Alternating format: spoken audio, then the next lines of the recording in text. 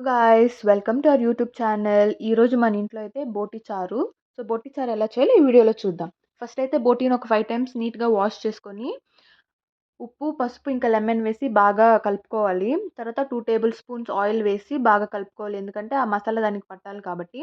ఆలోపు మనము ఏం ఇంగ్రీడియెంట్స్ కావాలో చూద్దాం. ఆనియన్స్, కర్రీ లీవ్స్, ఇంకా బిర్యానీ మసాలా కావాలి. కొత్తిమీర, టొమాటోస్, పుదీనా, గరం మసాలా కావాలి దీనికోసం. తర్వాత స్టవ్ ఆన్ చేసి కుక్కర్ పెట్టి ఇందులో అంతా మొత్తం ఇంగ్రీడియెంట్స్ వేసి బాగా ఫ్రై చేసుకోవాలి గోల్డెన్ బ్రౌన్ కలర్ వచ్చేంత వరకు. తర్వాత అప్పుడే మనం పెట్టుకున్న బోటీని ఇందులో వేసి బాగా ఫ్రై చేసుకోవాలి. దీని ఒక 7 విజిల్స్ వచ్చిన తర్వాత బాగా కుక్ అయ్యి ఉంటది ఇలా సాఫ్ట్‌గా బోటీ మొత్తం. తర్వాత మనం దీంట్లోకి చిల్లీ పౌడర్ యాడ్ చేసి, తర్వాత టొమాటో ప్యూరీని కూడా యాడ్ చేయాలి.